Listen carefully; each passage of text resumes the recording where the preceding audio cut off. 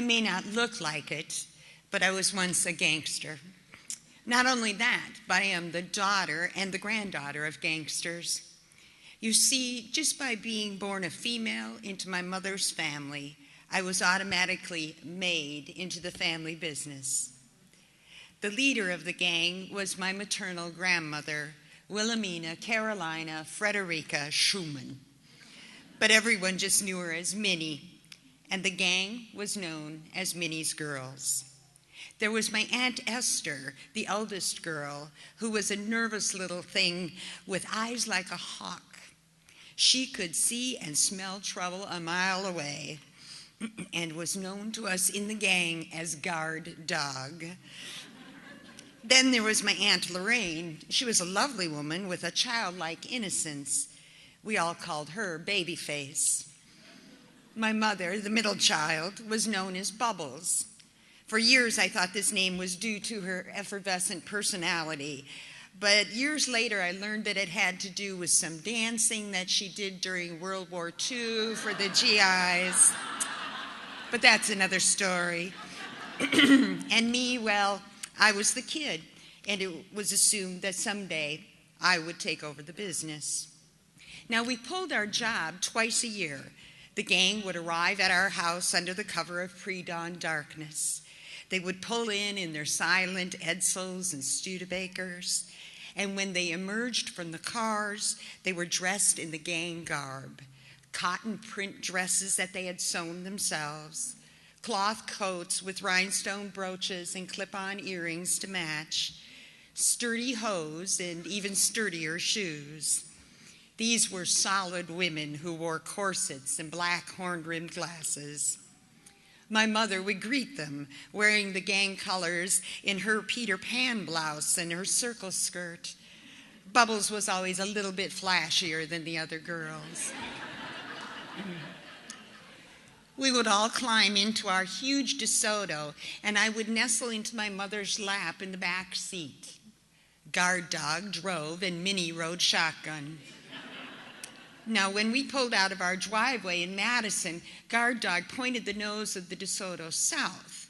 You see, Illinois was always the scene of our crime. Now, it seemed as if Minnie's girls had no fear. My mother chatted as if we were on a holiday. I always admired her fearlessness. And as she talked, she would run her fingers through my hair. I knew I was learning how to be her daughter in that car, how to be equally fearless, and how to embolden her co-conspirators as they headed off to commit their crime. After a while, Minnie would call out, "State line." Her girls all snapped to and began to apply their disguises. Out of my mother's suitcase-sized purse with the golden snapping latch came the bullet-shaped cylinders of lipstick. They always had exotic names like Flamingo or Vermilion.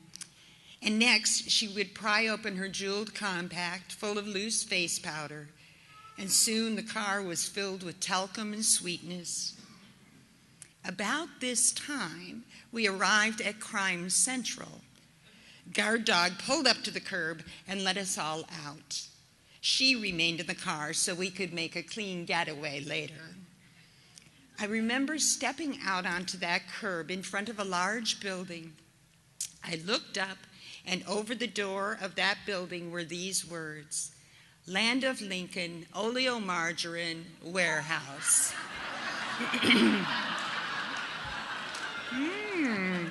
That's right, we were oleo smugglers.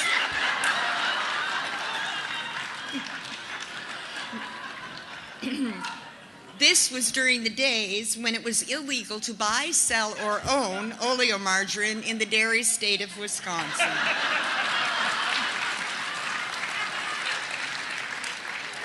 And we were there for the express purpose of buying contraband, which we would transport over state lines and distribute to our friends and relatives. Now, mind you, these were the same women who took me to church and taught me to pray. But they were tough and had no remorse. They said everyone did it, or they bought it from those of us who did. Once inside the warehouse, Minnie's girls went to work, and when we were done, we stepped outside and Guard Dog squealed up to the curb. She would open the huge trunk of the DeSoto, larger than some of my first apartments, and we would begin to load pound after greasy pound of oleomargarine into the huge trunk of our DeSoto until the back end dropped close to the pavement and we bottomed out as Guard Dog burned rubber out of the parking lot. On the trip home, everyone was a bit quieter. I don't know if the girls were tired or had a guilty conscience.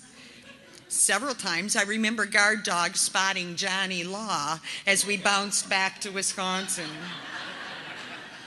But the cops never stopped us.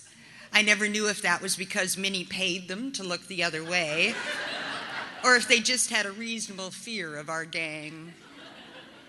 When we arrived back at our house, the gang divvied up the loot and went their separate ways. That evening, under the cover of darkness in our windowless basement, my mother and I would counterfeit the loot. You see, the oleomargarine came in 1-pound bags and was the color of that manila paper that we used to draw on in school. But in each bag was a golden capsule, sort of looked like a vitamin E tablet.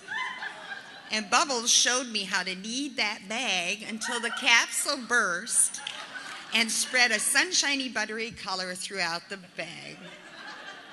Then the next day, my mother cheerfully and openly walked around the neighborhood and delivered the goods to everyone on her list. Minnie's girls never talked about their crime. But at holiday times, when we all gathered around the table, one of the men would say, "Pass the butter." I would shoot my mother a furtive glance, and she would just smile, her most charming Bubbles smile, nod to Minnie and to the girls, and pass the butter plate along.